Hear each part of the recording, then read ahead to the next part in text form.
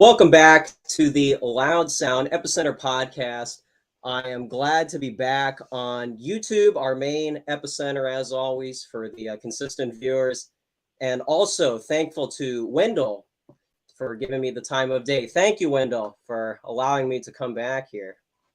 Yeah, I am over on cozy.tv. And when you reached out, I figured this would be a great opportunity to talk about something that I know you know a lot about, and I'm just starting to get into myself. So be very interested to see where this one leads. But I appreciate you having me on as well.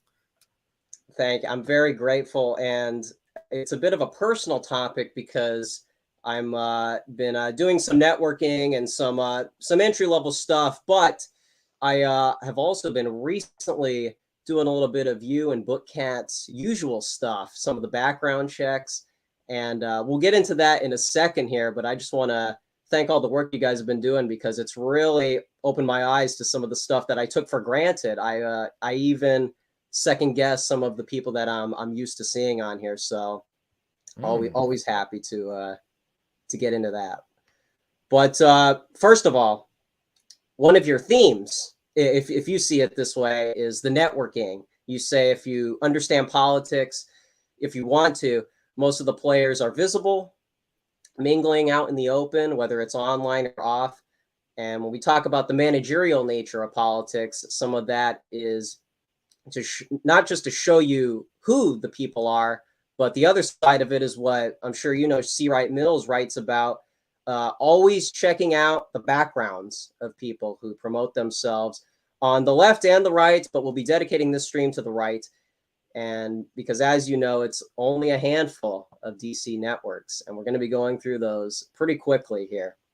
Yeah, that's a good point. And of course, now anybody can check out those networks because people post their lives online, and you can see who they talk to, and you can go look at those people, and you can even find out very interesting indicators as to why you might be learning about them or why they might be getting on the media. So as far as the young Republicans go, you hear a lot of scuttlebutt from guys who are kind of in the game, and they'll make comments about the parentage or the lineages of people you'll meet in youth politics at the establishment level, but nothing teaches you like experience. And so it was interesting for me to just dig into some of these characters at random, and lo and behold, maybe they're the son of a congressman or the daughter of a congressman or a Fox News host. And it's like, okay, this makes a lot more sense.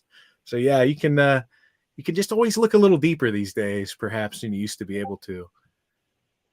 Yeah, it's a tale as old as time. And I think one of the more appropriate decades to start with, even for on the entry level, is the 60s, because when we talk about containment on the right, that was always the eye-opening decade where everything started to look a little too familiar. And I'm specifically referring to people like William F. Buckley, who, for as far as the mainstream standard goes, he is the cultural barrier of what is acceptable in the GOP, in conservative media. That is the main reference. And we'll also be getting into some of Ronnie Reagan, or that's what Thomas calls him. But Reagan has maybe not the puppet master like Paul Town. Maybe he's more of somebody who just so happens to be in some of the same networks that Buckley is really responsible for. And I don't know if you want to give Ronnie an out, or if you want to give him more responsibility than I am, but I just don't see him as the type that's really behind the networks. No, I agree with you there. There was a lot of shenanigans that took place in the Reagan administration that are, I think, easily explained by the types of characters he had up underneath him, including his vice president. And, maybe Reagan is best seen if we're looking at the Buckley era in the 60s and kind of from the Sharon statement onward. The Reagan administration really becomes the point where these guys are now in their middle age. They're no longer college students. They're no longer 60s conservative diehard youth. And now they're working inside the administration, and they've dropped the rope ladder down behind them for this kind of follow-on generation. It's really intriguing to look at the college Republicans of the 1972 kind of break. I don't know, what is it? It's almost like a water break point where, they become fully part of the GOP apparatus in 72. And there are figures like Paul Manafort, Lee Atwater, Roger Stone, and Karl Rove, who are then directly responsible for every GOP presidential victory from 1980 and all the way through 2016. And so there are young guys out there that just can't believe that these, bow tie wearing dorks at the card table on campus, in early September, especially during an election year when it's hot and heavy all the way through November to the finish for 2 straight months. These guys will be out there, shaking their tin cans. They can't believe that this is anything other than just a goofy social club. And the reality is this is where the stars of tomorrow's campaigns cut their teeth and network. Right. And speaking of, one of those main projects is National Review. I don't know if that's totally clear to both of our audiences, but some people might look at that as just a rag. It's where articles come out of. Patrick Buchanan's American Conservative magazine used to mean something a lot more different back when it was unpopular to oppose things like the Iraq War. But today it's kind of more neutered, maybe a little more streamlined source. But National Review really was like the place where you were either justified, you were either validated in the movement, or you were on the outs. And some of those people that were on the outs was people like, or organizations rather, the John Birch Society, and some of the more explicit anti-communism groups. And it's funny how people end up in both of those camps, because it's not as organic as you would expect, because it's very interesting, some of the arcs that people have here. But I want to emphasize that Buckley's influence is not just reserved to National Review. The youth movements of specifically the 1960s may have been the most lasting influence, I'd argue, because you look at college groups today, whether it's YAF or YAL, they're still in the same state, the same quicksand as it was in the 60s. And Buckley, for those who don't know, is Ben Shapiro in almost every way. He has his mainstream reputation as the conservative for young people, even if he's a bit older, but he also has his role as the gatekeeper, going after any nationalist strain of the right that competes with the brand, whether it's Daily Wire or some of the other organizations that are out there in the open. A lot of young people probably take it for granted that the stuff is on social media and it's just the latest people dropping takes and Twitter stuff, Benny Johnson, Turning Point USA type Twitter stuff. But there's also a network happening there, even if it's not branded in that way. That's and so, like Buckley, he works down in age and works upward in age. And the product he kind of delivers downward is allowing himself, or maybe, of course, instigating his own memification, right? Daily Wire has a pseudo streamer by the name of Brett Cooper, who everyone says, oh, she looks like Ben Shapiro in a wig. And so he's more than willing to kind of play up these college tours, his affiliation with kind of more youthful conservatives as he ages. But then upward, like Buckley, he is presenting conservative intellectuals. He's kind of curating conservative intellectuals of the middle age and older out to an older and more distinguished audience in a more convivial format where they're seated together. And, so he is kind of like three modes. For the kids, he's out there doing the campus tours. Every day he's got his radio show, and that probably hits the millennials or people who are more around his age. But then for the older, maybe more distinguished thinkers of the conservative set, he can bring Yoram Hazany on. He can bring, he's even had Tucker Carlson on, and he can present broader ideas and look a little bit further into the future. So like Firing Line and like YAF, he has many modes, as Buckley did as well. Right. And I noticed that even there's this local GOP group I used to go to kind of frequently, and they really look at the Firing Line stuff as the gold standard, and they don't really see it as a network. It's just kind of like what you would look at as a local GOP movement. They see that as just so happens to be on the national level. And the movers and shakers that come on the show, whether it's Barry Goldwater back in the 60s or some of the more controversial people, like they would have African nationalists and Muhammad Ali. That was just kind of like the 90s trash TV of the era, where the FCC didn't come down heavy on wild guests like that. And so it's kind of like everybody's talk show. There's nothing suspicious going on here. These are just our regular players. Who else could we have in their place? Would it be people like Bob Welch? Would it be some of the anti-communist activists that weren't allowed in the gate? I just don't think people like today, even today, they don't really are aware of that stuff because it's just stuff that's not really introduced to them in a more mainstream sense. And so everything else looks like fringe, unacceptable commentators that are basically like the Alan Bergs of their generation, just kind of random people yelling in the wind. So yeah, yeah, where he's allowed Buckley is allowed to bring on Gore Vidal or Noam Chomsky and viciously own them, right? As many of you have seen on the YouTube clips for Ben Shapiro, viciously owning the lib with facts and logic. It's the same with Shapiro, where he's perfectly content to have these tomato cans rolled out to him. It's like a boxing term, to maintain his belt. The crazy campus leftists who are generally confused, and Shapiro shoots them down from the podium.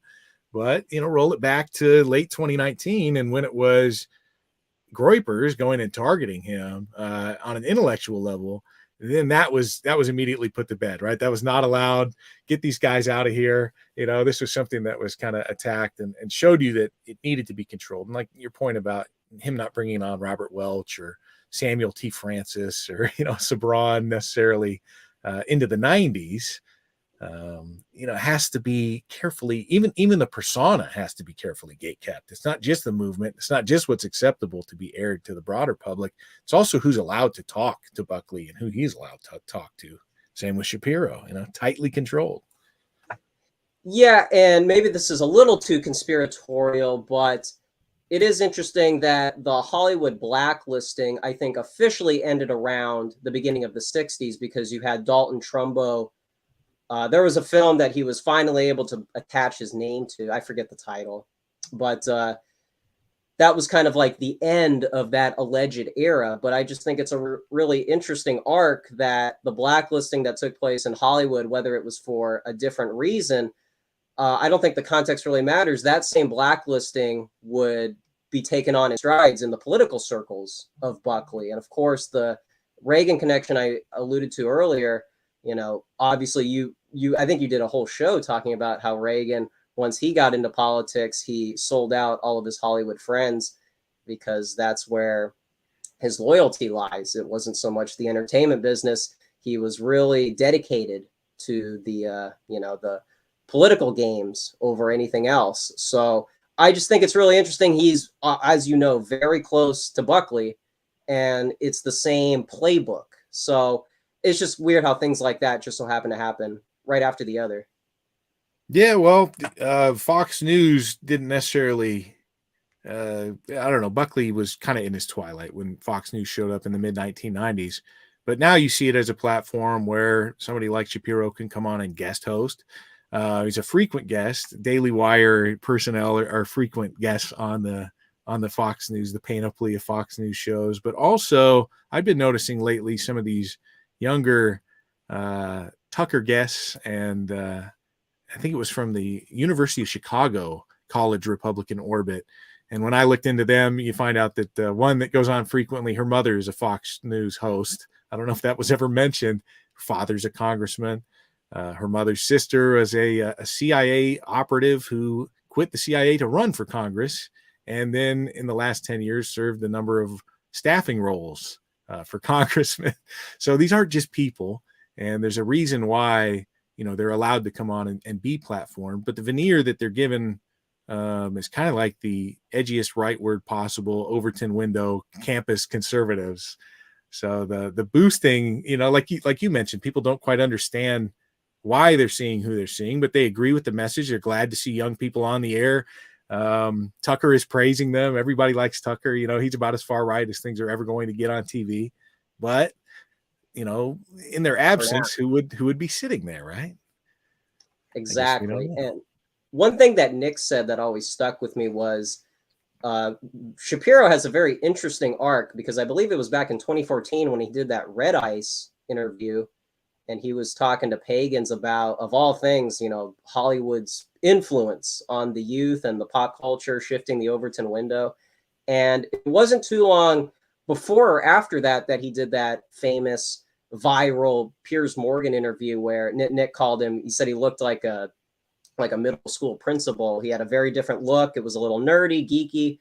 And very soon after that, some characters you're familiar with, the Wilkes brothers, after that gave him some money, and his production went, skyrocketed, and he had a completely different aesthetic, and the Daily Wire brand really took off.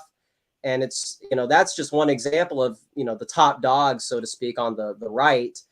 And you can see the transformation right away. And if you're just somebody who's watching, Matt Walsh's tweets or Michael Knowles, you're not going to go back into the archives and see, what is this guy's history? And, 1 minute he's on stage with Ann Coulter, the next minute he's putting her on a list of alt-right friendly commentators that you can't trust. And so it's just very strange, that Breitbart to Conservative Inc. transformation that seems to go unnoticed. Right. And that was precipitated by Trump's inevitability as the nominee. It was that summer in 2016 when it was clear that Trump would be the nominee that the Michelle Fields, Corey Lewandowski incident set off, and kind of, I don't know, that Shapiro left with Michelle Fields and made a big stink about, well, Breitbart's not going to do the right thing for Michelle, so we all have to leave as a show of solidarity. And, oh, hey, check out my new media platform, Daily Wire. And he managed very deftly to kind of dodge the Never Trump label because he didn't stick with it. He was one of these guys that was like, okay, now that Trump is president, we should support him. And it slowly fades into the background. And now they have a giant studio complex in Nashville. I saw they're dedicating $100 million just to children's programming, and they have kind of a Disney Plus type setup. They claimed recently 800,000 paying subscribers for Daily Wire. So, National Review never managed to make that shift over to new media. And you see this with all the legacy print publications, car magazines, gun magazines, whatever. They couldn't figure out when to spend the right amount of money and how to hook subscribers on visual content. But Daily Wire is not concerned with articles. I'm sure you could go to their website and read some of them, but they're going whole hog into streaming. And that's kind of a reversion back to the 3-channel TV world. Everything you watch could be right there on Daily Wire. You could just jump from Matt Walsh to Ben Shapiro to Brett Cooper to kids programming or whatever, right on one single iPad. So he's in an enviable position as a mini media mogul, but calls into question if you're just jumping between Fox Nation, which is their streaming platform, and Daily Wire. How are you ever going to break into the broader world of right-wing ideas as a consumer? Yeah, and that's interesting. Just asking a very simple question: what is Daily Wire? Because for a long time I saw it as akin to the American Conservative. Right now, Compact Magazine is taking off, one of Thiel's projects, one of them.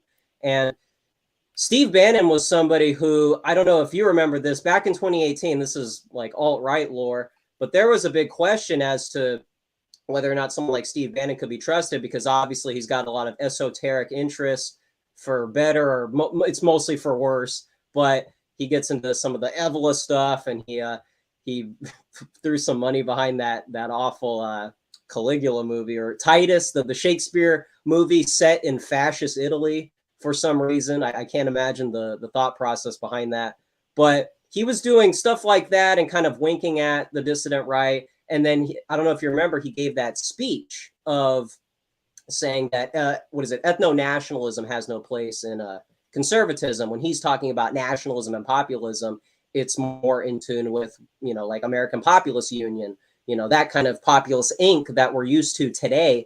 It was originally getting its start with Steve Bannon.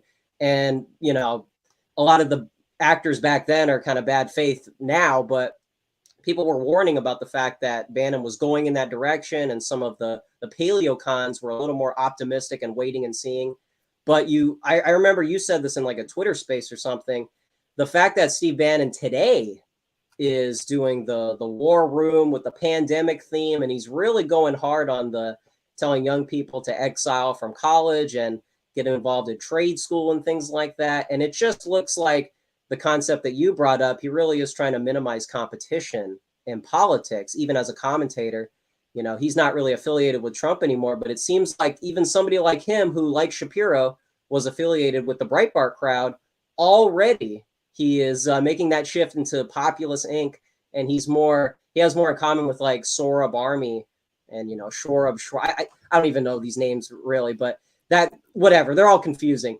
Right, and but it's just weird how it goes even deeper than that. I mean, you mentioned Shapiro doing a Red Ice interview. Well, about 2 or 3 years ago, Benjamin Teitelbaum, who's a college professor, was allowed access to Bannon's inner circle and wrote a kind of a intellectual biography of Bannon called what was the name of it? World on Fire. I can't remember what it was called. I'm having a streamer moment where you just the title of the book just flies right out of your head.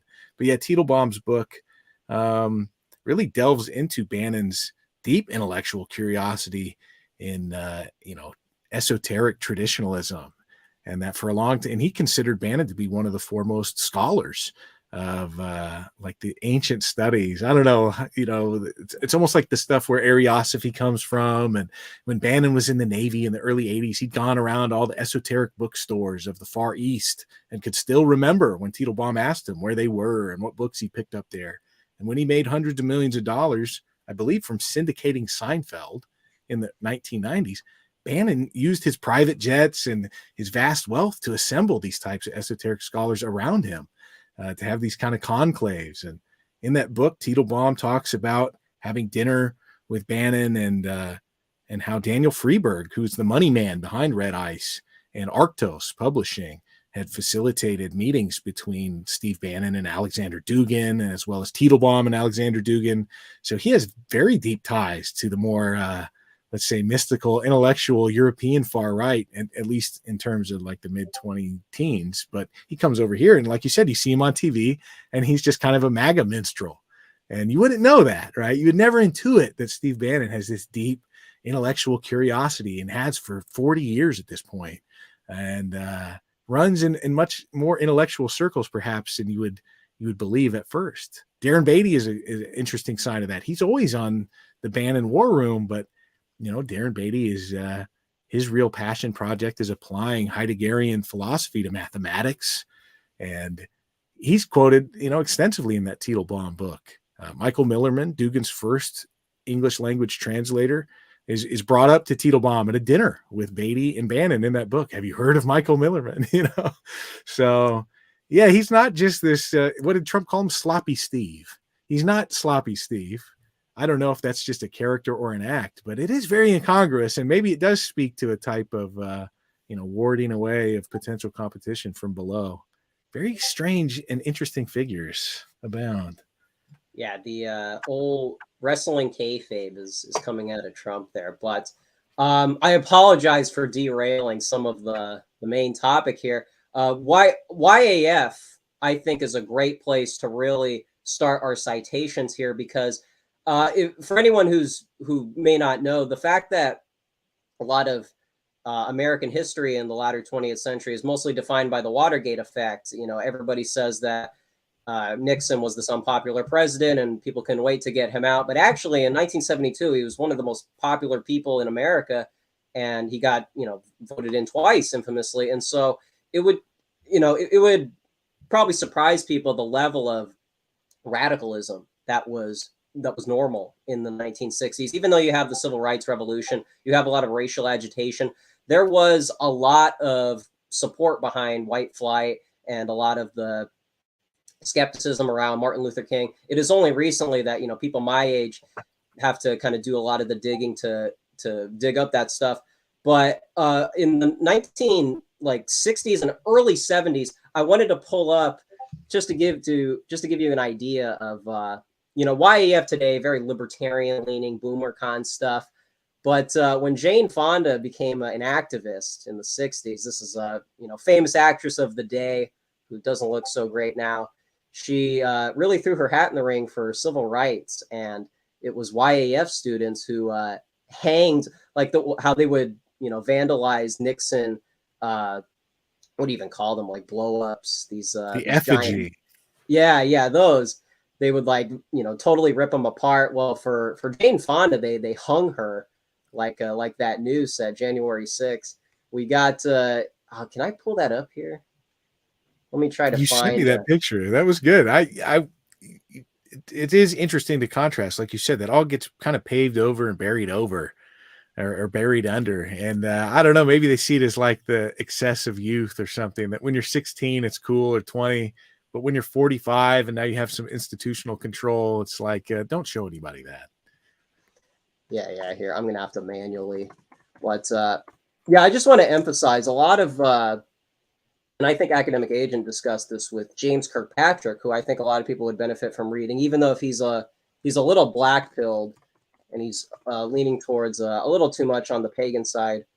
But he was talking about how people take it for granted how radical the 60s were for the right wing. A lot of people talk about the 90s in those same terms. It was this bastion of white identity and dissident politics.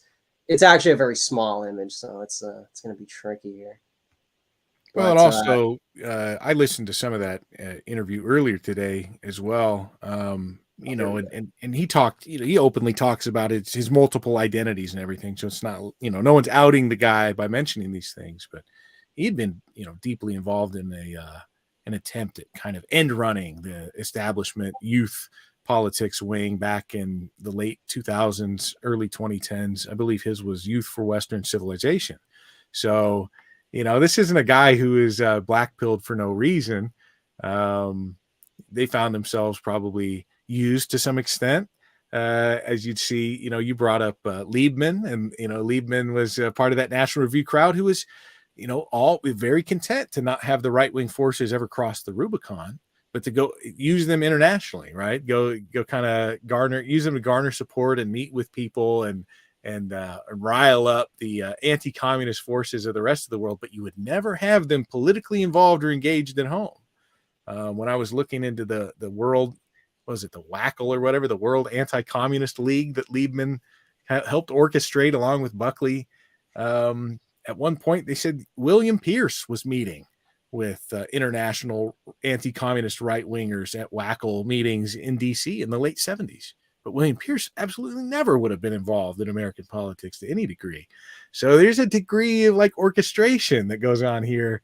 Perhaps that's what led to Richard Spencer being kind of in and then out, right? The deplorable at the beginning of 2017 and the Heilgate incident was kind of like when it was time for you to go, right? Once the big dog got over the finish line, once Trump had secured the bag, okay, you know, the hook comes out from behind the curtain, and fittingly enough, it was Jack Murphy who was caught by the Atlantic magazine's Rosie Gray at the deplorable, you know, laying into Richard Spencer. And of course, it was the camera crew from the Atlantic magazine that just weeks before that had caught two people who had never been identified as throwing up Romans at the NPI conference. So makes you wonder about, you know, when someone's time is up, you can be used to bring out this kind of outpouring of true right-wing support behind a candidate, and then off you go. That's right. And those are examples of the dissident energy going in all different directions, and people probably take it. That's why, like, the term alt-right, a lot of people can't even agree what exactly it was, because it was such a vague term. And that deplorable event really was kind of the shift, the kind of the watershed moment where it became something different. And some of the actors involved behind the scenes were really hedging their bets on certain people. And so that's very interesting to see stuff like that going all the way back to YAF. I mean, even though Goldwater, you know, has a very interesting background and he's kind of more on the Austrian School of Economics side, when he gave that extremism speech that a lot of people cite, you know, that was seen as like a very different thing to say in right-wing politics. And so I don't really fault him for saying stuff like that. I think that just goes to show you, you know, where the temperature was for the climate of the time. So also, that was penned by Harry Jaffa, the man whose 4 students founded the Claremont Institute, the West Coast Straussian, the progenitor of the West Coast strain of Straussian thought. Claremont, of course, a major player these days, and not even just the Trump camp. I've heard it on good authority, and it's easy to see out there if you kind of poke into the networks that exist, that no matter if it's Ron or Don on January 20th, 2025, you know, getting sworn in, they're going to be just fine. And of course, the Claremont Institute's main project has been the 1776 Commission Report, their Americanist idea. That's what they call it. Americanism is their form of civic nationalism. And it's very, you know, mid 20th century colorblind, civic nationalism stuff that would be pretty familiar to anybody who at least understood the praxeology of somebody like Goldwater or even Nixon. This blend of social conservatism, but not necessarily pushing back too hard against social liberalism, and then a kind of more paternal view of racial politics. But the twist here is that, the founder, in Jaffe's terms, the new founder is the politician as a great teacher, and institutes like Claremont serve to kind of inform him on how to inform the public rather than, the positivist view somebody like Scalia had, that you were responsible to the electorate. That's how he made his judicial decisions, and he was a positivist. But the Claremontsters are like, no, the politician, he's the great teacher. He creates the new founding. And the woke communists of the left and Claremont's modern parlance have precipitated this cold civil war. And the only way to make it stop is to somehow bring all of America back into alignment with some new founding ideal and a kind of shared understanding of who we are as a people. So, yeah, there are other gatekeeping institutions out there, but they, Claremont is like strictly intellectual, and forces like Shapiro can kind of now find a way to peel off maybe people that would age into Fox viewership but aren't quite there yet. So there's levels to this stuff, but it does all represent kind of a mid-century centrism, I guess. It's like the dead consensus may not be as dead as we wish. That's right. That's right. And to take it back to 1964, before I agreed to do this stream, I thought the gold standard was in the 90s, you had Buckley and the ADL share a common cause in denouncing Christian nationalism, going after, as you know, Pat Buchanan, Joe Sobran. These are people that were purged from the conservative movement in the 90s. These are the Paleocon wars that really sync up with what the Groyper Wars took inspiration from. And that was all happening at the end of the century. And a book, which is very funny, it's titled In Search of Anti-Semitism by Buckley. That was enough for me to kind of see the proof. That was kind of the legacy of the old neocon battle, versus the Paleocons fighting against the Straussians. And I recently found that same sequence of events happening with the same actors in 1964, a book titled, here, I'll pull it up here. By the way, I apologize for the Discord. I hope that's not a deal breaker. I want to share screens to distract us from that. But you alluded to a certain name earlier, and he was, we're going to be going through him in a sec here, but this was the book that was really trying to gatekeep, and people should check out this, 7-part documentary just titled Danger on the Right. And this is the exact same thing as the 90s Buckley book. This is saying that the John Birch Society is rogue. It's channeling conservative energy towards extremism, and it's taking the anti-communism shtick too far. And so if you want to look at, you guys should check out some of the authors of this thing. Benjamin Epstein, and I believe the other guy's name is Arnold Forster. Epstein is, you're going to be surprised to find out, he is the national director of the ADL. And Arnold Forster also has a similar background in Israeli type politics. And so I'd like, I don't know if you found anything, Wendell, worth sharing, because you seem to find a lot more patterns here than me. Well, the most interesting thing about Forster that jumped out right away, I just ran his name through archive.org's advanced search, and the first thing that came up was a letter from the first director of the Central Intelligence Agency thanking Forster while he was at the ADL in 1948 for including him on a secret mailing letter of, tracking America's anti-Semites. And the correspondence, about half of it was, don't tell anybody, no one needs to know that you're receiving this totally discreet list. And the CIA director is, responding to Forster, oh, thank you so much for sending me this covert publication tracking anti-Semitism in the US in 1948. And yes, I won't reveal to anyone. I'll keep it discreet, that the CIA and the ADL are collaborating on intelligence sharing here in 48. But also Richard Viguerie, talking about, it wasn't Vickery. Sorry, it was Abe Foxman. The infamous Abe Foxman had been hired into the ADL by Forster. So he had a long echo. Foxman ran the ADL until they ran him out just a few years ago. And he had something like a 50-year career there. So Forster, influential figure, but obviously plugged into the origins of the deep state, really from the very beginning, from the establishment of the CIA. The ADL had a hand in determining perhaps who to target and gatekeep. Many of you know from watching Keith Wood's videos about the Congress for Cultural Freedom, and there's a lot of work that was kind of revealed by the 1990s through Freedom of Information Act requests, that the CIA has always kind of played a chief role in, let's just say, defringing or demarginalizing both the left and the right in American politics, the Democrat and the Republican parties. They went after the hardcore Black nationalists and radicals on the left internally in the U.S. And then, of course, they obviously the Buckley and Burnham and all those guys, CIA links, Liebman, they kind of engaged in the same type of practice where you wanted to keep things from getting too far right or too far left. So for all the people out there who believe the Hollywood hype, the CIA never gets involved in domestic politics. You're in for a major disappointment. Now, I hesitate to share this next anecdote. And Wendell, I was planning on filling you in on how to do this appropriately, and then I forgot. But we'll be careful here. Susan, if she's watching, will be as discreet as possible. But to give you a look into how radical the 60s were and maybe where some of the momentum was heading, there was a certain group that opposed YAF, and you might see that as a positive development.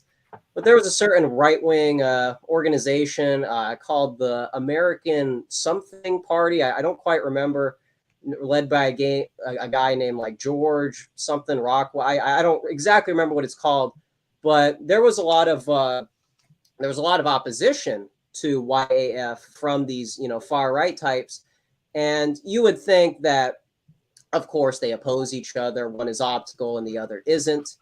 But that wasn't the only dispute between these two groups. The critique came because of a certain character that Wendell cited earlier, Marvin Liebman. And this was the thing that sold it for me because, I expected to see, Buckley has CIA ties. Politics is not as organic as it looks. A lot of these movements are astroturfed. I was perfectly willing to accept that. But people should just, even just graze this guy's Wikipedia page and the arc that he had. He was from a certain Middle Eastern group, and he got involved with the American Communist Party.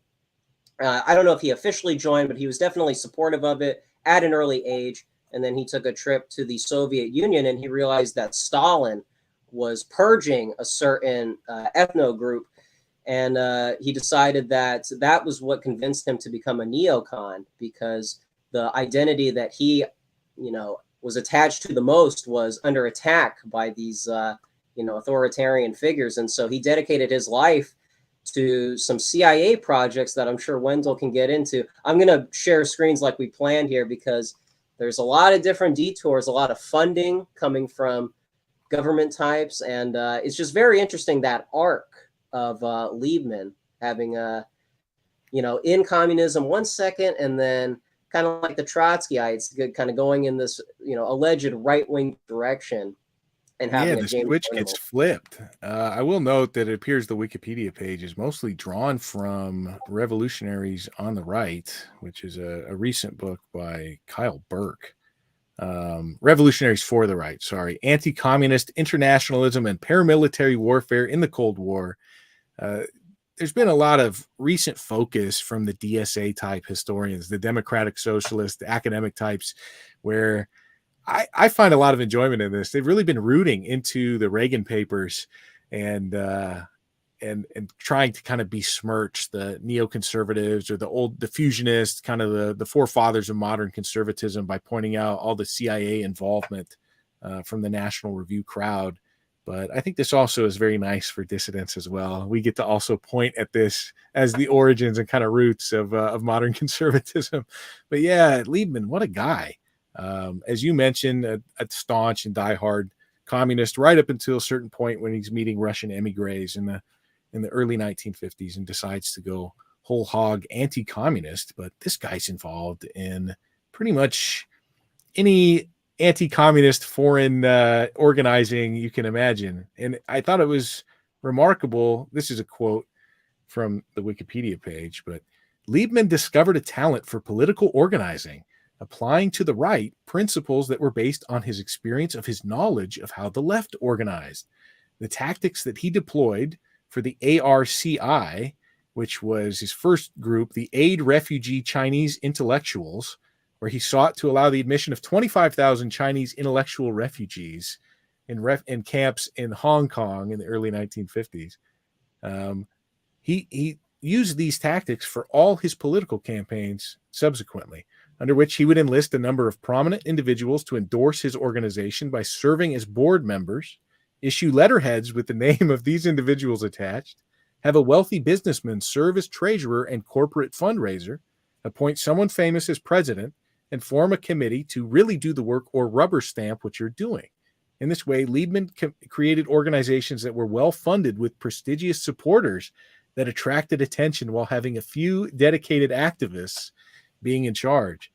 So he would go on to do this all over the world, including the cause of Moise Tshombe in Africa against Mobutu. And this is just kind of the cynical deployment of anti-communist, hardcore American right-wing sentiments, where you'd say, well, how could these guys be in charge of gatekeeping the Birchers out of domestic politics when they're coordinating with Bircherite sympathies, raising money from these people like the rank and file who would also be pro-Birch, to engage in kind of rollback funding and act as CIA fronts to support like Katanga in the Congo and a lot of very cynical operations. Their support for Rhodesia through the 1970s, and also trying to recruit American Vietnam War veterans to go and fight in Rhodesia on behalf of the white government there. But at the same time, this is a gay ex-communist who, at the end of his life, decides that becomes the most important cause, is promoting homosexuality in politics. Yeah, you got that pulled up right there on the screen. He was one of the founding board members of the Log Cabin Republicans.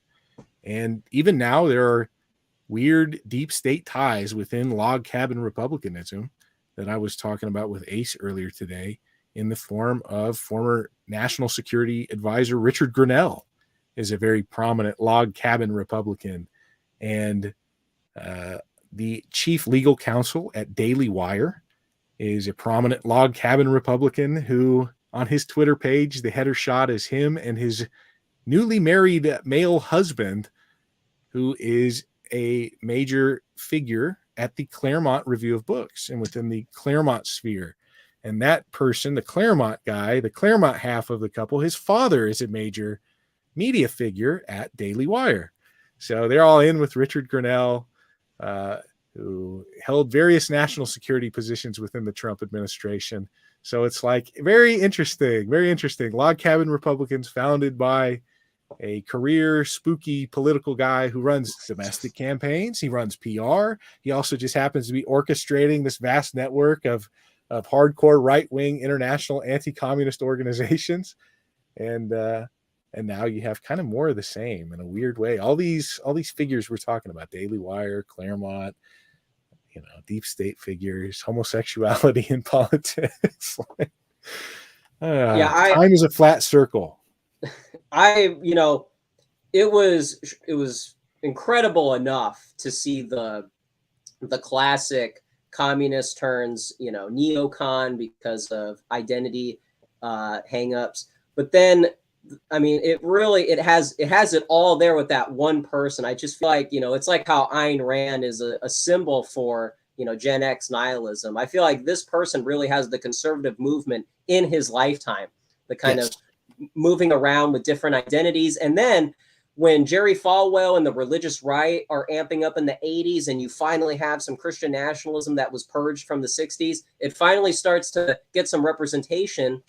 And people like Liebman are out there saying, even though he converted, this is another thing, he was part of a certain group and then he converted to Roman Catholicism. So that happens. And then he sees how the religious right is very, anti-homosexual, and they're very pro-family values, believing in virtue ethics. And he sees this as a big threat to his identity. And he says to William F. Buckley, I think in a letter, I can't support the Catholic Church if they're going to go after homosexuals. That's a deal breaker for him. And so in his latter life, he renounces his Catholicism. And as you pointed out, he becomes a part of the log cabin Republicans. And that's basically where the conservative movement has been ever since the religious right had its big moment. It's kind of Ron Paul moment in the 80s where it was okay to say stuff like that. After Pat Buchanan gets renounced by Buckley, and in his GOP speech, he's talking, of course, the homosexual agenda, very explicit with that kind of stuff. He's got the religious right people at that same 92 event. And the fact that somebody like Liebman gets top priority in the GOP, and you can even still see people like that at CPAC. I mean, there it all is. There was our moment of people like Buchanan having their comeuppance, and then it gets pushed to the sidelines by Liebman.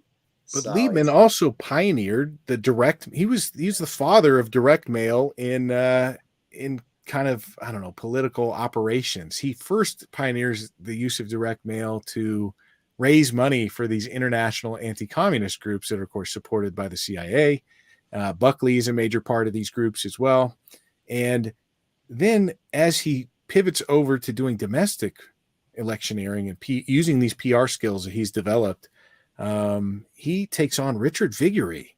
And Viguerie is known as the father of direct mail in politics. Viguerie's particular innovation is to apply these, this grift or whatever, this fundraising by lists. And this is all totally common now and has been since the 70s. It's just a baseline activity for political parties to retain donors and annoy them constantly with fundraising requests by direct mail. And then, of course, now it's all done through email.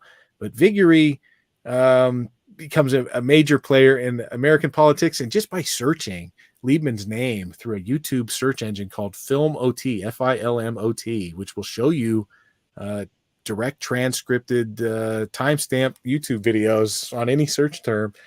I think the second or third hit for Marvin Liebman is Richard Viguerie himself, like in his 80s, at some multi-level marketing seminar that he's teaching, talking about, Marvin Liebman was my mentor. Marvin Liebman taught me everything I needed to know about engaging in political fundraising and direct mail messaging. So he's the progenitor of that. And also a lot of the guys that Viguerie kind of raised up underneath him from the young Republicans or college Republican side of things, including Paul Manafort, Roger Stone, and even Lee Atwater worked at the firm, BMSK, Black Manafort, Stone, and Kelly. They were integral in the 80s, the Reagan era, international anti-communist, not necessarily fundraising at that point, because like we mentioned, this transition from the Buckleyite youth student era politics into real administrative capabilities under the Reagan administration. These guys were, setting up their own lobbying shops in DC in the mid 80s and dealing directly with these kind of hardcore, very, let's just say staunchly anti-communist rebel leader types in Africa, or I don't know, some people might call them dictators like Jonas Savimbi. And they were the ones brokering kind of influence and arms and money and all this other stuff back and forth between them. So you had what starts as a grassroots effort by Buckley and Liebman in the late 50s, early 60s to gather support and funds in, just from direct mail through reaching the National Review type crowd in the US, turns into a fully, as the youth wing of the Buckley Liebman thing grows up and enters the White House, so does its ability to kind of orchestrate things. Now, you don't necessarily need the support of the American public, but you do have the ability to kind of tug on the deep state levers. And it just, you see it grow up. You see it grow up. Paul Manafort would have been like 8 or 9 when Buckley and Liebman were starting their anti-communist crusade on behalf of the CIA. And by his mid-30s, he was basically the guy wearing the suit and tie doing that from a cutout position in the heart of DC himself, as was Lee Atwater and Roger Stone. So yeah, one big party. Exactly. And some of the examples of the projects you were discussing is the Asian People's Anti-Communist League, which is shortened to the League, I think, on Wikipedia. And the fact that Liebman was a founding member of that charter. One of the things that it's quoted here is their main purpose was political and psychological warfare against communism in Asia. And then you see a similar obsession in Africa, which James Burnham writes about that in a column talking about the African nationalists. But this Liebman character, he seems to just be, all over the globe with these black ops that don't really seem to have anything to do with American politics. But, with people like Buckley at his side, you just kind of see more and more of these international projects start to develop. And so it might the anti-communists were always pro-rollback, right? They wanted to aggressively contest the global politics sphere. They wanted to basically go to war with communism to prevent it from spreading. And the kind of chief architect and I guess booster of rollback for 40 years within the deep state was Paul Nitze. And Nitze would go on by the late 1970s and kind of the incipience of the Reagan administration to have grown a bunch of neoconservatives up underneath his wings, and who would go on to be part of the Office of Special Plans in the George W. Bush administration. So while Nitze is really cutting his teeth in foreign policy in the late 1940s, that bell rings all the way through to 2008 or early 2009. You have dudes directly raised by Nitze who are orchestrating the foreign policy objectives of the neoconservatives in the W. Bush administration as well. So these are like really long relationships that last decades. And when you're in your 20s and you're a junior staffer at the Department of Defense at Team B, which was Nitze's cutout that drastically would overestimate the capabilities of the Soviet Union to spark, new innovative nodes in the arms race. Well, now you're doing the kind of the same thing in 2002 and 2003. You're drastically overestimating Saddam Hussein's capacity for chemical weapons and biological and perhaps nuclear weapons to justify a preemptive war, which is very much rollback, right? The preemptive war to prevent the spread or whatever, something. So long relationships. And of course, these people in many cases enter first into the political realm. Paul Manafort is mostly known before aiding anti-communist rebels in Africa by the mid-'80s for delivering Massachusetts to Ronald Reagan on behalf of the college Republicans. That's where he made his legend as a young man. He delivered 10,000 votes. He whipped 10,000 votes as the head of the college Republicans in Massachusetts in 1980. Reagan wins Massachusetts by 3,000 votes. Lee Atwater is credited with delivering South Carolina to Reagan in 1980.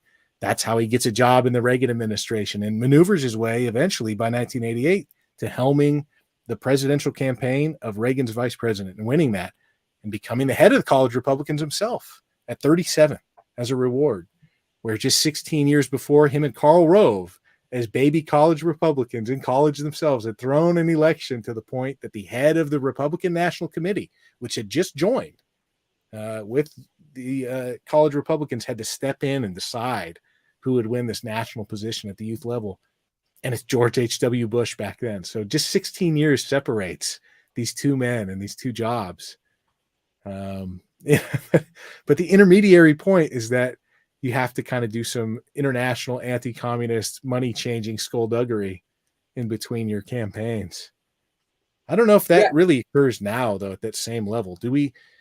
What are the modern analogs to the kind of foreign involvement of sheer political operators in the Republican Party.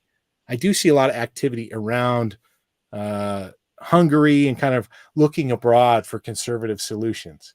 I see like the head of the New York Young Republicans Club, Gavin Mario Wax, giving speeches at the National Conservative Conference, or no, it was CPAC Budapest. That was it. Wasn't NatCon Brussels. He went over and had a court audience, with the movers and shakers of Polish and Hungarian political right-wing parties. And you see some cases being made from the Claremont side of things. I heard Stephen Hayward, who is a longtime AEI functionary, American Enterprise Institute guy, who's now kind of in with the West Coast Straussians. AEI, of course, is the hub and hotbed of neoconservative thought, saying that, we need to look abroad for the conservative future of America can be found in Hungary. So, maybe there's like an anti-China strain rising, but there still is this level of foreign involvement where they're not looking at American nationalists. Like we don't exist, right? They're looking over our heads to Budapest and to Warsaw. The debates are being held in Europe. There's this Dutch nationalist woman, Eva Vlardingerbloek or something, another national conservative conference speaker, another one in the Hosni orbit. And her love interest is one Will Witt, who, as of just a few months ago, was at PragerU. He had been kind of raised up under Dennis Prager. So there's still a lot of international focus, but there is no like major existential threat a la the Soviet Union. And it's hard to whip up Americans into a frenzy about degrading the Chinese ability to make war or something. So I kind of wonder about a modern analog there, but they're still boxing out the nationalists. Yeah, there's definitely competition, but with like this recent trend with the Christian nationalist label, I do feel like America does have plenty of wiggle room, and places like the New York Republican Club, I think, are going to lend a helping hand. There's also going to be some gatekeeping, and there's going to be some hesitation there, but I do see, like you said, a lot of people are looking to Europe for inspiration, and I think it's going to eventually edge in that direction because, like you said, a lot of the American nationalism, historically has been it's been attacked from its own population. So, yeah, both NYYRC and the Fidesz Party of Hungary are intimately and deeply involved with an Eastern Mediterranean political party spelled Likud. So that was probably the nexus there. It's a certain type of nationalism is totally acceptable, and even an ethnic nationalism is completely acceptable, but it's found very far away. It's found very far away in the Eastern Mediterranean, and that seems to be the real bridge between the New York Young Republicans Club and the Fidesz Party. So that is not present in American nationalists at the grassroots level. So yet again, right. Yet again, that shall not be abrogated. And of course, that brings us to why so much gatekeeping was done. That even the Birchers bent over backward in the Buckleyite era to not be anti-Eastern Mediterranean. That was still levied against them, even though they made cries and protestations. It's not true. That was still levied against them to broom them out of political engagement. That was done to an extent quietly at first to the neoconservative or the paleoconservatives in the early 1980s, and then very loudly in the early 1990s, and almost at a deafening level by 2003, where they were accused of not being patriots. There's the infamous David Frum broadside against the paleocons. It's kind of like the final parting shot in that relationship on the eve of the Iraq War. So that's always the third rail. Everyone knows it, right? That's that was probably what the certain GLR individual from the One American Whatever Party was bringing up against YAF. They could at least sense it. And, I told you guys, I looked at Marvin Liebman's name in that Film OT YouTube search engine. And sure enough, the third or fourth clip in there is a televised speech from that certain guy, David Lee Rockwell or Rothwell. And he's bringing up the presence and participation of Marvin Liebman in YAF. So, yeah, they were militating against it, but that has not changed. Right. And you can learn, like, you can get a frame of reference from looking at your right. That's kind of the Charlie Kirks and Ben Shapiro's. The thing that caught them off guard was they were only prepared for critiques from a certain side, but when it's coming from their own side, they seem to have paper thin arguments. But you're right about back in the 60s. It's a very similar to how it is today, where the dissident energy is trying to be misdirected. And I went to because I check out some of these college groups, and there was a Vegas event for one of them, and they had a member of the John Birch Society, and this local GOP group was citing John Birch, .com, whatever their current manifestation is, and they were selling their latest outlet, which is the New American, and this is kind of the more modern spin on what used to be, Bob Welch's organization, but today, it's like I was talking with Garak. You can oppose the lockdowns, you can oppose a lot of stuff, but that's kind of safe compared to the stuff that the John Birch Society was talking about, the more explicit stuff when they, in the wake of the civil rights movement and the anti-communism rhetoric coming from a specific place with a specific angle. That kind of stuff has still been relegated to the fringe up until, recently with AF and, a handful of other people talking about it online and Twitter.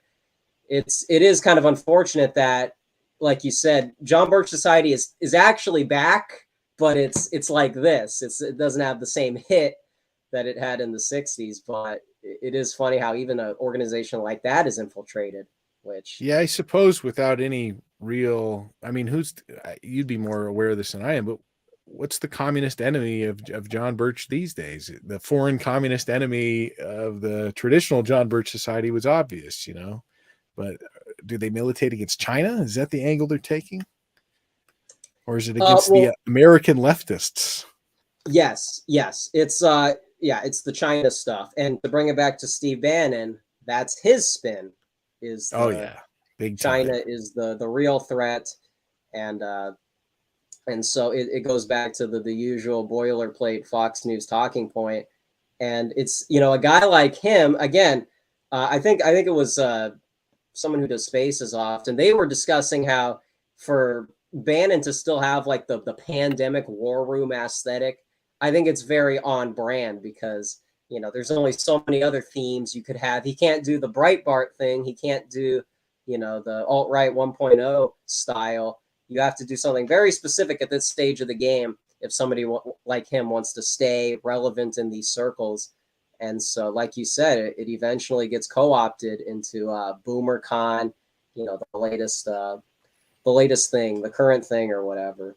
Yeah, but just like in the 60s and 70s and 80s, there still are go-betweens between these two worlds. There's an untouchable faction. AF is not allowed to be acknowledged at all, but at the same time, there are guests on War Room. Steve Bannon, put your earmuffs on. But, even he must be aware of this, who are in constant contact and are very friendly with AF. So that doesn't seem to cause any problems, I think it does indicate a much broader right-wing movement that is, just drastically shifted the American electorate away from the days of nominating Mitt Romney.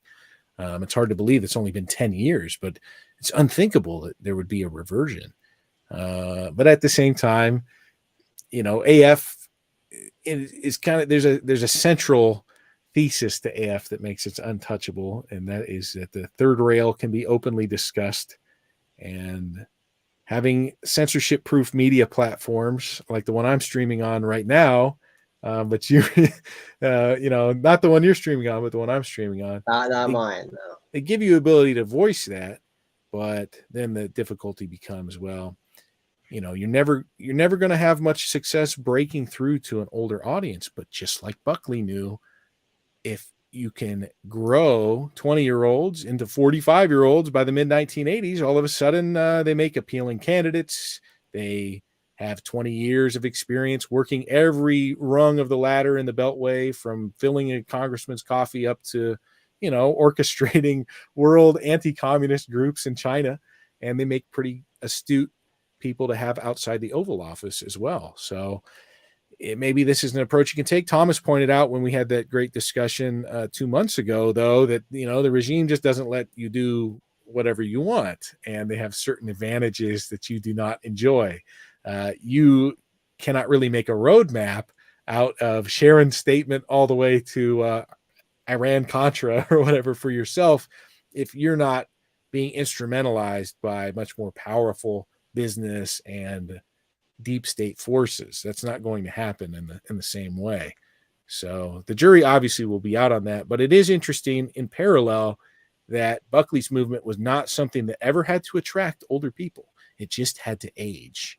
And it did so very successfully because the standard bearers of this ossified fusionist conservatism that are still in power and not responsive to the electorate, they were mere children. They're very emblematic of that entire arc. When Buckley's project got off the ground, Mitch McConnell might be 80, but William Buckley would be like 120 or something, or 110 if he was still alive. So, having the ability to disseminate ideas that even if they're restricted based on age, and the America First crowd is very young, it's remarkably young, but they are tapped into kind of the cutting edge awareness of topics as they exist now. And that's very different than a 35-year-old becoming woke for the first time to it and falling head over heels into AF, to have guys that by the time they are 35 will have had 20 years of understanding and perhaps experience, because they are out there engaging even in establishment politics at the junior level. So, right. And like you say, if we make room for some of those growing pains that are inevitable, that's going to be, I think, the key thing here, because I see, like, I don't know if it's just Cozy or AF in general, but I kind of see the Groypers as more of a social movement. I don't really see them exclusively as political. And I know that sounds silly because people know them from a political perspective. But like you said, if we could have the same kind of have our hands in a bunch of different departments the way the Buckleyites did, then that's the stuff that ages. When you have the John Birch Society and GRL, when you have or GLR, when you have these movements that are like very flashy, right out of the gates, they tend to fizzle out much more quickly. And those are people that are exclusively political. And even people like Pierce, I mean, that record company I thought was a joke. And the only people who would ever be interested in that stuff is people who are into politics to begin with, and that specific strain. So I don't see AF making that same mistake. I saw, all the alleged infighting and the wars from 2018 to now. I see all of that as like the development and part of the synthesis that gets us to where we are today, where we are a lot more self-aware than some of these more alt-right types. It's just a lot of like AF can't be orchestrated in the same way that those older groups were against world anti-communism. They can't be kind of deployed abroad to meet with their foreign analogs who there's no risk of foreign anti-communist groups taking power in the United States, but there's a lot of utility perhaps in ensuring that if there is a legitimate invasion of Western Europe circa 1980, that you'll have some very rough and nasty guys able to dig up crates of U.S. arms, in terms of stay behind networks, etc. Nothing like that really exists. So you can't just attract dissident right-wing political movements inside the United States towards some kind of international mission at this point. There's no overarching threat there, and there's no like abiding hatred of some foreign peer ideology that is the dark mirror of whatever is occurring in the U.S. like there was in the Cold War. But I will say to the effect that like the political nature of AF or other movements like this, the founder and leader of AF, he has like a nightly talk show, and I've tuned into that a couple times myself in the last few months, and he'll make kind of repeated statements about where you'll find AF members and in politics at the young level already. And this brings me to something you might be able to elucidate a little bit better. I was in a Twitter space where I heard a guy who's responsible for staffing Republican campaigns during the midterms saying that we have to use TPUSA to staff campaigns these days, Charlie Kirk's organization, because YAF just can't do it anymore. They can't provide us with the people we need on a short enough timeline. And so it's just TPUSA at this point. And I've seen rising organizations that are more, let's say, populist incorporated type groups like American Moment are claiming already. This young organization, which is, I believe, funded by Marco Rubio's office. If you go on their website, that's one of the major funders. They've also been getting brought on board with Heritage Foundation's kind of new rebrand that's going on under Kevin Roberts. But they claim they've already trained 700 potential staffers. And there was a lot of scuttlebutt around Trump's perhaps Schedule F tactic that was talked about in Axios or Politico last week or 2 weeks ago, that Trump would seek, and this comes right off of Bannon's War Room as well, they would seek to retire all government employees and replace them with a network of Trump-friendly individuals. So the staffing problem or the staffing question is being addressed, but it does seem like the most establishment youth wing, TPUSA, which really seems to be working hand in glove with the Republican Party, is kind of in the lead. And it calls into question then what is the deal with the college Republicans if TPUSA is just firmly on board with the GOP as well? Like, is this more of a MAGA versus establishment split, perhaps? That TPUSA kind of represents a little bit more of a MAGA incorporated type vibe versus CR? Or kind of interesting. Yeah,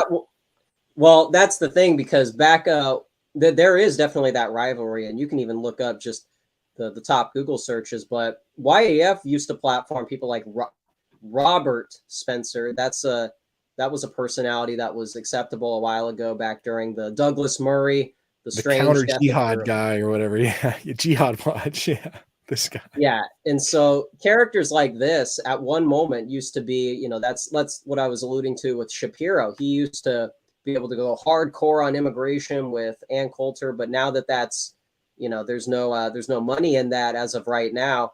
He's kind of doing his own thing and trying to be a competitor in the game. And that's what happens with, that's why American Virtue is so ridiculous, because they're trying to get the American Moment seat at the table. They see what's happening and they're creating infrastructure that they can have a monopoly on. And so where you see people like Sabatini cluster towards that side, and the counterpart is, people like Gosar and Wendy Rogers cluster towards AF.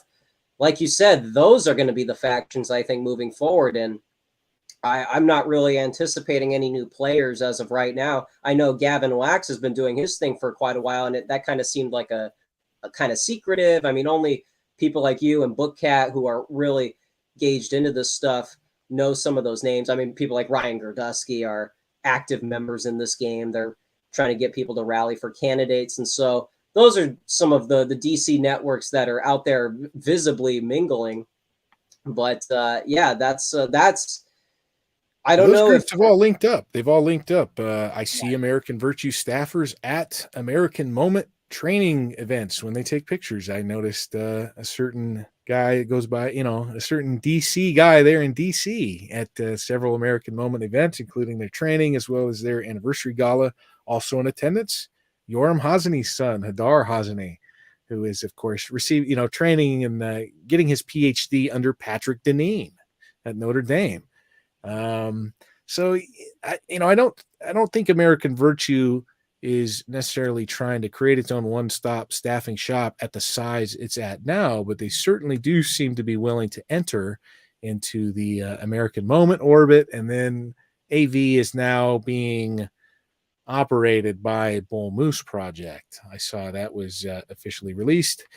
And shout out to a certain info warrior by the name of Stizzy, who cornered Aiden Bazzetti of the Bull Moose Project in a Twitter space and directly asked him about the American Virtue connection. And Bazzetti was caught with his pants down. It was brutal. So it's a sensitive subject for them. And the only reason it may be out there is just some fact that you have to report these things, or it has to be in the finest print possible, but it is out there and they don't like admitting it.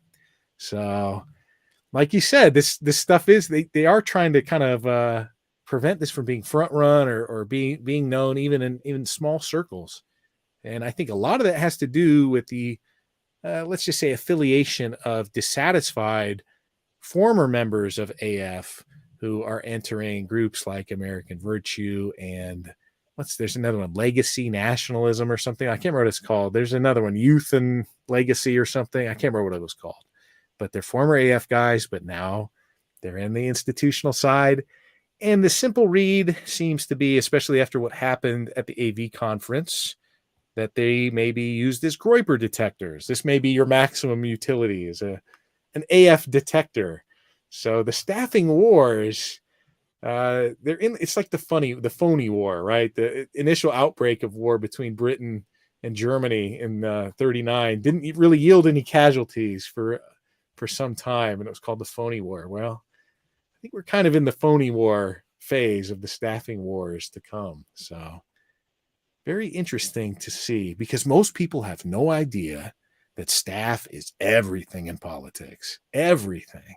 They have a hard enough time even naming like 10 congressmen or something. This would be, you'd be in like the kind of the top percentile of political big brains and amongst the American population, just to be able to name your representative or your governor, given how many people in those man on the street interviews cannot name the vice president. But the reality is it's about staff, and that's where the real secret war lies. So, but you can go on Twitter and you can listen into Politico spaces with, I call them the swamplets, but they're like the junior varsity swamp creatures in making, and they're Zoomers. And so, they're fishing the sea when it comes to voice chats and Twitter spaces, and they're just blowing off steam after work. They're in a convivial environment. They don't think about censoring themselves. Zoomers grew up dancing on TikTok or something in front of millions of people. And so there's just kind of this shameless environment, and you can actually just go in and talk to them. Bookhead always says that to me. You can just talk to them. So you go in and talk to them, and they'll just tell you what you want to hear. And they'll tell you all kinds of interesting things about that. So there is a lot underway. It may not look political, but there's a much deeper and broader layer to politics when a single congressman in a five-term period, say 10 years of being in Congress or 12 years total, they may go through 30 office staff because there's this high turnover rate on interns. So they only have a handful of permanent office staff, but a lot of people are just passing through. It's their first job, and they're leveling their way on up to a career, turning themselves into a swamp creature. And that, of course, brings up all kinds of questions about entryism and whether or not that's possible, and who is getting entered in the entryism dichotomy.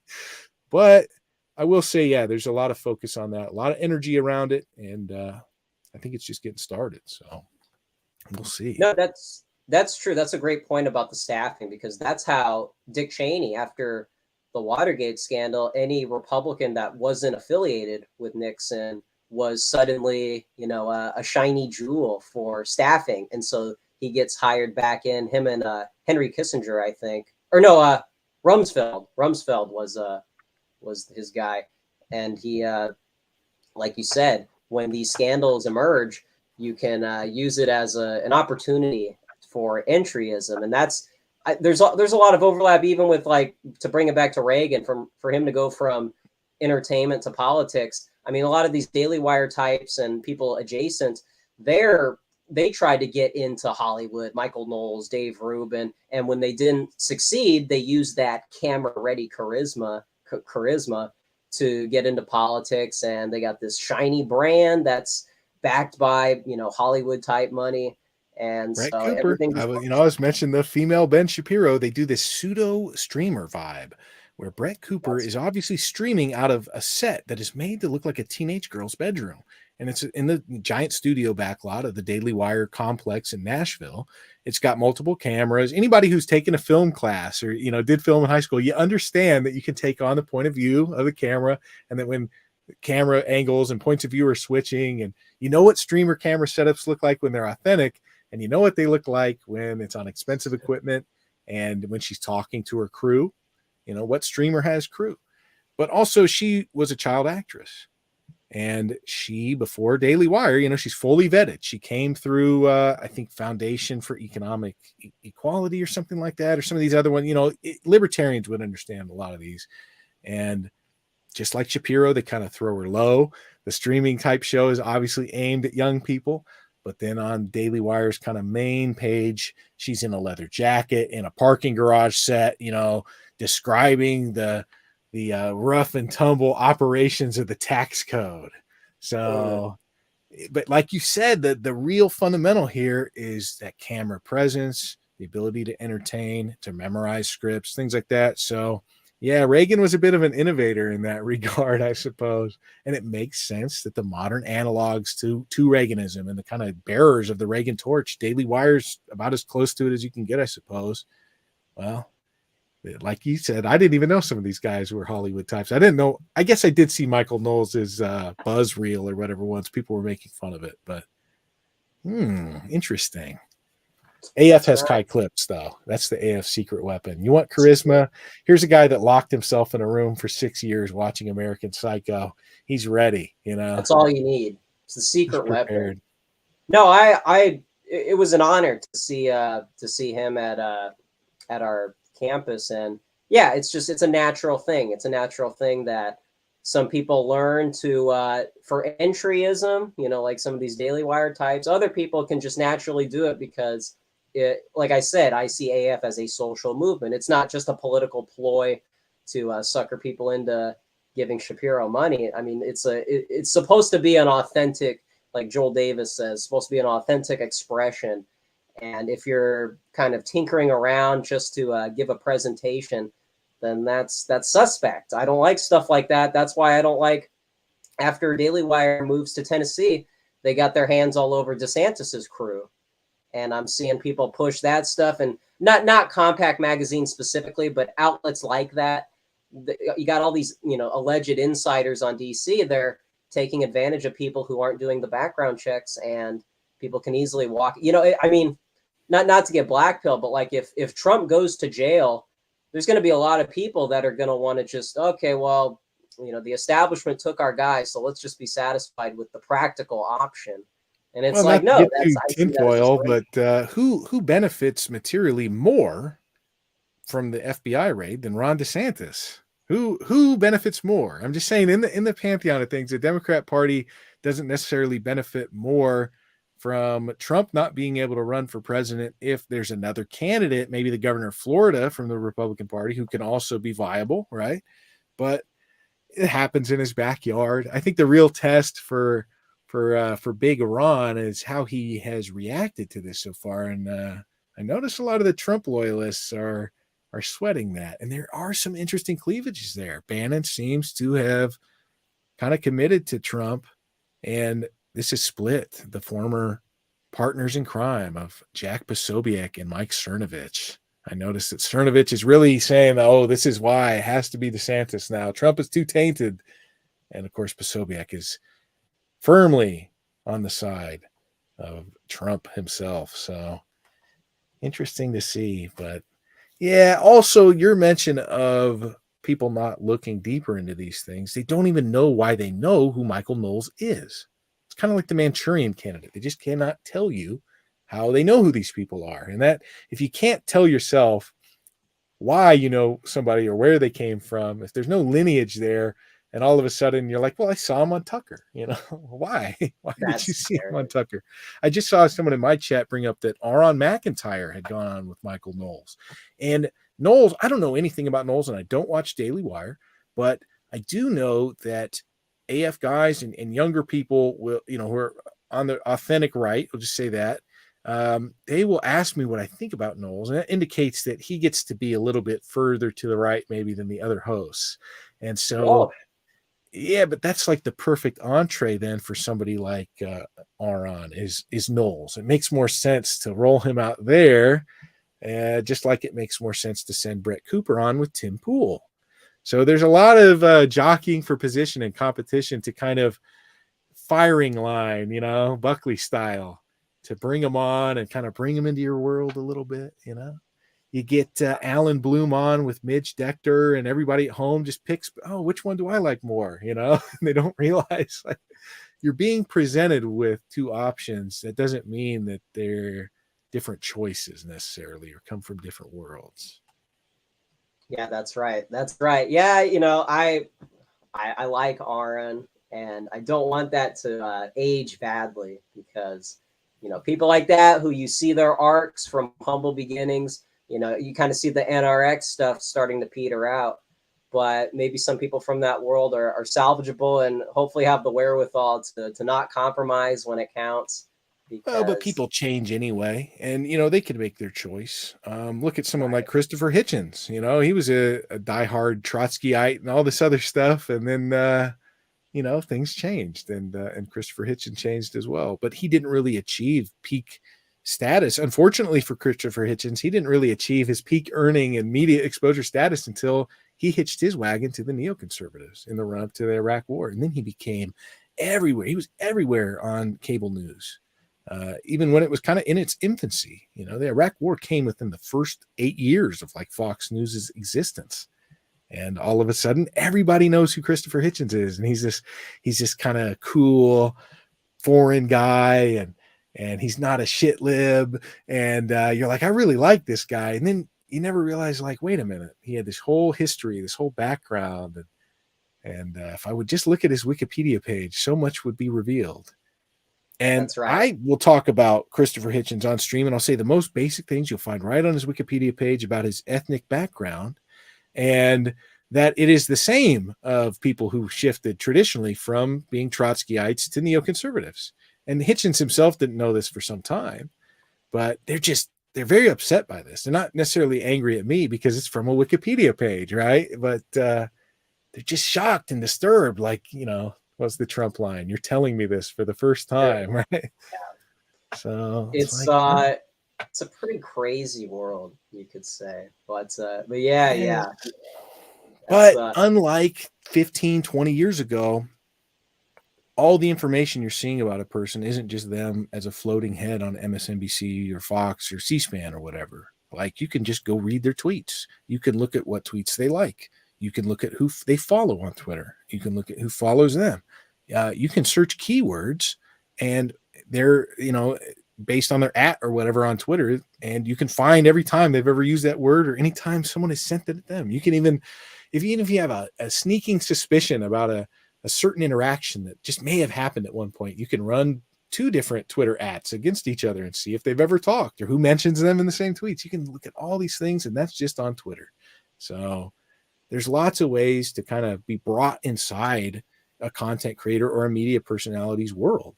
And if you are in there trying to understand a little bit more about what they really believe, rather than just doom scrolling and laughing at the retweets or something.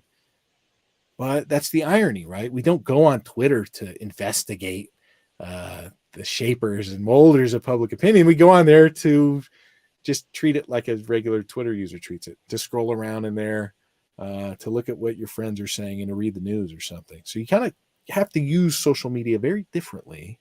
But once you do, you'll see things that just were never available to anybody but the intelligence agencies before.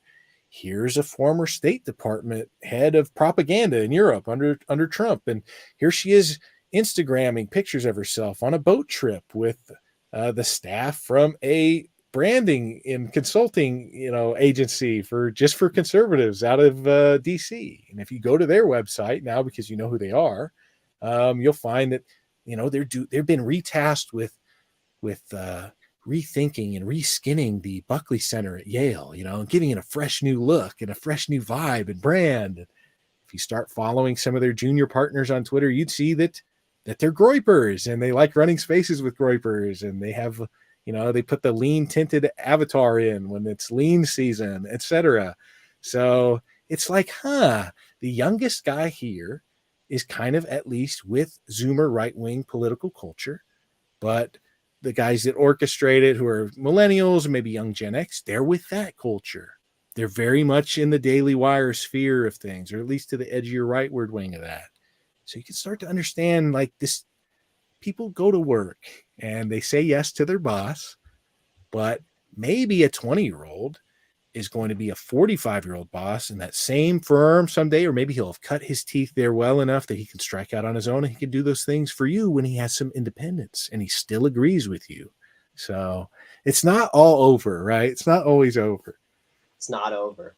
No, we're back, I think is what you mean to We say. are back. We're just getting started. It's only just begun. Dalton Clodfelter in my chat asking who you are. So if you want to let him know, feel free. I'm a live streamer on YouTube for now, and I think we met at the Vegas event. Yeah, Dalton, you met him at the Vegas event. So Fear Yeah, not. nice. I asked. Hey, by the way, I asked what hair gel you used, and I forgot. So I'd like to verify that immediately, but just something I remembered. Um, but anyways, um, um, you know what's funny? I don't know if you're on good terms with Carlsbad. Is that okay? Oh yeah. Yeah, we talk. I love Carlsbad. We have great conversations. So yeah, pro Carlsbad. Awesome. Well, he had a very, I mean, it was brilliant space with Nick. And I wish this went viral. There's that channel right now, Conservative Clips, who's clipping Nick's archives, and it's like Zoomer clips or some of the old ones, the other clip channel. Anyway, there was a space where Carlsbad was very confused because he thought if you got Tucker on every night, it's the number one show on cable. You got the Dissident Right, which is mostly made up of Americans, juiced into the teal networks. You would expect all the hard work to be done for us, and we don't even really need a Trump presidency to push the Overton window. He was asking Nick, why are you infighting with Luca from Newsmax and all these Ryan Gerdusky types? Shouldn't you be satisfied with what you got? Why are the Groypers so upset? And Nick rightfully pointed out it's because, and Carlsbad is Bulgarian, so he doesn't. He will dispute that, by the way. He will dispute that he's Bulgarian. He's Okay, some okay. other kind of Balkanoid. I don't want to speculate. He's not. I'll just say he's not in America, so that's why he was asking, what's the cultural climate for the dissident right here? And Nick rightfully pointed out, and I'm sure you've seen this, Wendell. It's infuriating. You got a lot of Zoomers, and I'm talking about fresh out of high school, maybe even some people on Instagram that lurk there. There's a lot of these like AF adjacent people that do the red laser eyes for Josh Hawley, red laser eyes for DeSantis and Nikki Haley. And there's just like Gen Z GOP a year or so ago, which was funded by Bill Kristol, and he blasted it on his Twitter account. There's a lot of concerted effort to contain even this populist Inc. Gen Z, Zoomer energy that's going towards Nick and trying to misdirect it and say, look, man, Trump's going to jail. I mean, just be practical. What if that happens and you have to vote for DeSantis? It's very, Carlsbad was asking in good faith, and then he kind of shut down afterwards and said, I didn't realize there's literally like not just conservative Inc., but populist Inc. too. They're even trying to contain the energy going towards AFPAC. So he was pretty surprised that you have Americans on the ground infiltrating to that level, lurking on Twitter, joining the spaces that you and I are a part of. It's just, it sounds cartoonish and like a James Bond movie, but it's happening on that level. Oh yeah. Oh, it's crazy. I mean, there's a certain clone organization that has popped up recently, rebranded, had its own conference, and America First does the number one hand symbol with its, your index finger pointed up like we're number one. And the follow-on organization just raises a second finger. Even their hand symbol is like as close as it gets. And they say, well, that's V, for virtue, but it's like you're also number two, and this is, I don't know, it's so derivative. There were even some jokes that they had a bizarro Chi, or a dark Chi. They even had some rough evil analogs. Chi. Yeah, evil Chi. I was joking with Book Cat that they had a bizarro Book Cat, and he went and watched some of his content. And it was all alternate history, right, where it's like made up. It's like all what if. So. Yeah, very, very strange, very strange. So it can even even has these almost like mystical qualities. It's like the dark mirror. It's like a dark mirror. But I do want to bring this up again. People will point out who are very close to this because, like I said, there are guys that are with us, but are also kind of understand that the establishment can provide establishment things. The heart is with you, but they need a job. Rudy Dutschke, I think, if you distill it all the way down, his version of the Gramsci ethic is, if you want to be a revolutionary, the most revolutionary act is to get a job, and do that within that job. But those guys will point out the family ties and kind of the elite ties that many of these people have. They're guys that kind of found their way through the AF turnstile. And it was pointed out to me later and everyone else later on that their parents were major bundlers and funders for TPUSA. And, I brought up that certain faction of University of Chicago conservative teens were at least one of them, the one that was kind of being brought on Fox News all the time. Well, her mother was a Fox News host, and her father's a congressman, and her aunt was a CIA operative who left the CIA to run for Congress, and that aunt's husband was a 30-year State Department official who's now through the revolving door and working as a lobbyist. So, there's a lot of family ties and family links to these things, and there were some jokes that Bookcat and I were entertaining with the audience the other night that, like, this is just maybe an artifact of, why don't you get a job this summer, like Rich Political Donor Parent Edition, where America First is very ideological to a degree. And you were saying, some of these guys are in high school. It's remarkable how much they know. And if you just interact with them by text about political issues, like through my chat, you would have no clue how much these guys know at such a young age. So we do have political obsessives who are future oriented, and the other side, I don't know, maybe it's just a family business. So we'll see. That's right. The what is it? The Walter Perot, it's all a racket quote. I just want to remind people, for anyone who's ambivalent, for people who think that it's pretty blackpilling after this FBI raid, which we went over with Thomas. I want to share something. Thank you, Wendell, for reminding me that this is our opposition. We were talking about how Daily Wire is stationed in Tennessee, and then lo and behold, something like this happens. So it really has the entire GOP in one big picture. You got Daily Wire people, Spencer Klavan's husband, that's right, husband, and it's all backed by the log and cabin Republicans. So yeah, the Mister here. One is essentially the chief counsel for the entire Daily Wire setup and a major figure in the state log cabin Republican Party there in Tennessee. And the other is a major figure at the Claremont Institute, and actually the editor of their flagship intellectual publication, and the son of a major Daily Wire figure himself. So. But yeah, they're in the Richard Grinnell G Mafia. There's a lot of G Lavender Mafia type things that just persist throughout politics, throughout time. Carmel Offey, the infamous executor of the Operation Paperclip, he was broomed out with the Lavender Scare. But maybe it's just some artifact of being an entertaining person and an eminent personal networker. I don't know. Maybe there's some. Maybe there's some benefits to being a stereotypically lavender individual, doing the best I can to keep Ace's YouTube channel from getting another strike. Of course, thank you, I appreciate it. That's hey, common. To stay on topic, I actually attended another college event which was actually hosted in Vegas.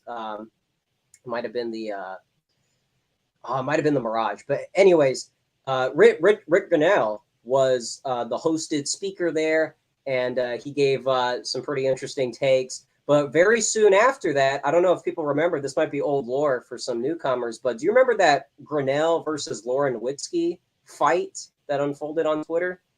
Yeah, Grinnell had a lot of sloppy stuff around him back then too, including one with the person who now runs Tim Pool's website, but I don't need to get in all that. No, of course, but it's just very interesting that one of the things that came about as a result of that Twitter fight is that's when Lauren Witzke lost her Twitter account. And there was, if I was tuning into Bookcat, I would be a lot more well-read, but people were doing the background checks, kind of like what they did with BAP on the AF side. People were really checking out the Lavender Mafia, something along those lines. There was a lot of networking happening from those specific actors against Lauren Witzke, who, wasn't entirely mean about it, but just asking Rick Grinnell, what exactly do you represent in the Trump GOP? What's your space and all this stuff? And Grinnell had to sick his people on online and behind the scenes, which some people were able to. It makes sense of why they're more dedicated. The Lavender Mafia, they have much closer connections, perhaps, than normal non-Lavender individuals would have in their network. They probably have a deeper personal contact between each other throughout the Lavender Mafia group. So that That may be why they're a little more savage with one another. But it's a very common tendency in DC. You know, you go around and start to kind of establish at least some external understanding of these networks, even in the Democrat Party, and it just shows up over and over and over again. So I don't know what the deal with that is. Maybe there's certain types of personality traits that trend heavily into that. We were talking about Marvin Liebman earlier. You know, it just comes And up speaking a of, lot more and frequently. speaking of our favorite Lavender individual, I wanted to. Oh man, I'm manually doing this. But I noticed a certain organization that Nick used to cite in his topic about a certain Middle Eastern topic. This is really weird. Maybe we didn't really go over this for the prep, but I noticed a certain word here. Check this out. And I don't know how many people are privy to this. Let me share screens. I mean, like we said, CIA, he's involved in Asia, he's involved in Africa, he's doing some Trotsky to neocon pipeline. But check this out, of all things, and we were talking about his identity earlier, but this word came up that really stuck out, and this was from the Nick debates, but he was also a part of this organization. Oh yeah, I forgot that. Yeah. And we can take that off the screen there. But yeah, as you'd expect, it's the same old, same old. Who would have thought? Well, I hate to do it, but it is the 2-hour mark. It is now 8 p.m. Eastern, and the big debate, I'm being told, in my chat is underway. So I have to part ways with you, Ace. Thank you for having me on. It's always a pleasure. Thanks to your audience for bearing with me, and hopefully we could do it again sometime. Yeah, they love you. They love you. Hey, thank you one last time, Wendell. You're great, man. I'm very thankful. So I appreciate you hosting me on Cozy. All right. Well, have a good night, and I will talk to you later. Thank you. Thank you.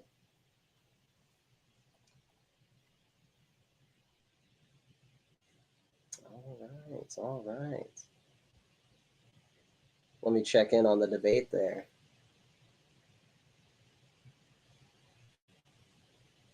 Well, there you have it. Good old Wendell. Can't say enough nice things about the guy.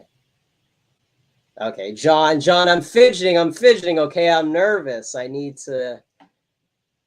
All those Ray Liotta movies I grew up with. The Italian, the pseudo-Italian identity is coming out. I apologize. I can decompress now.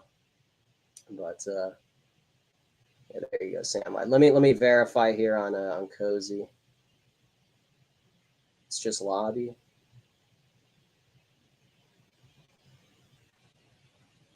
Well, we'll wait for that here. But what did you guys think? What did you guys think? Was that a pretty cozy, literally a cozy stream?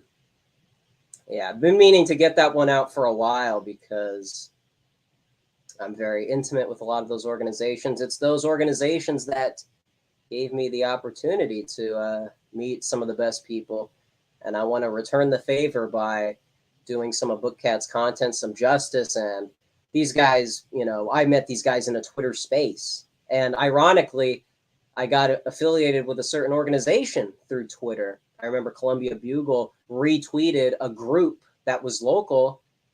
And lo and behold, that's really the genesis of this show. It's the genesis of not this stuff. We don't need any of that over there. But it's really interesting how things come full circle, and I'm very thankful for the people to give me a platform. So yeah, man, lot of odd time scheduling in prep for this, but I think we're finally going to get some needed rest. But thank you guys. I know this is a different time slot. I feel bad because I wanted to tune in for Prude and Geo. So we'll you guys don't have to stick around. I'm just waiting for the new is it going to be a podcast? Is it just going to let's see how long this 3-man trifecta lasts over here. So I'll be shifting back and forth from that. We're still in the lobby music. All right. All right. Excellent. Excellent. I didn't notice any questions off the top of my head. What's the debate? I'll put that. You can just go over to Cozy. It's gonna be popping off. And but yeah. Let me check my notes to see if I missed anything. Because there was so much citations. I felt like we kind of got off on a bit of a tangent in the first 20 minutes, but I feel like we had a nice return. But a lot of that stuff, a lot of that lore, I got to be honest, that's what really convinced me to care about dissident politics. I would still be stuck in the usual turning point phase if it wasn't for some of this paleocon stuff. I think even Dalton wasn't his original name Paleocon Dalton or something like that. Starts at 9 o'clock. Well, we'll see. We'll see. We're on Zoomer time, all right. Zoomer time. So, but hey, thank you guys. Thank you guys for making room. I don't know what time schedule.